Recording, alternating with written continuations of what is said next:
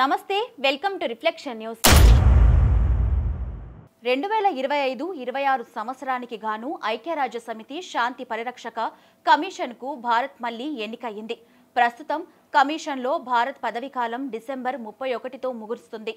అయితే ఆ తర్వాత కూడా మరో ఏడాది పొడిగించినట్లు ఐక్యరాజ్య సమితి తెలిపింది.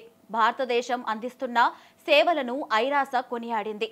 భారత్ 2025-26 సంవత్సరానికి తిరిగి స్థానం పొందడం గర్వకారణమని, శాంతి పరిరక్షక కమిషన్లో స్థాపక సభ్యుడిగా ప్రధాన భాగస్వామిగా ప్రపంచ శాంతి స్థిరత్వం కోసం పనిచేయడానికి కట్టుబడి ఉంటామని ఐరాసలోని భారతదేశ ప్రతినిధి తెలిపారు.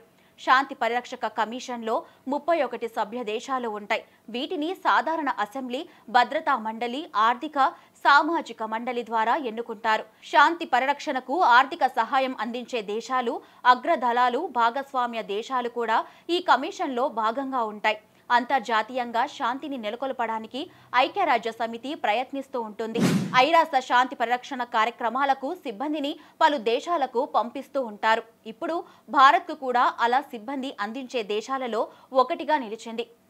Abhay, central American republic, Cyprus, Congo, Lebanon, middle east, Somalia, దక్షిణ సూడాన్, వెస్టర్న్ సహారాలో ఐక్యరాజ్య సమితి కార్యకలాపాలకు దాదాపు 6,000 మంది సైనికులు, పోలీసులు సేవలు అందిస్తున్నారు. వీరిలో భారతీయులు కూడా పెద్ద సంఖ్యలో ఉన్నారు. ప్రపంచ శాంతి కోసం కట్టుబడి ఉంటామని భారత్ పునరుద్ఘాటించింది.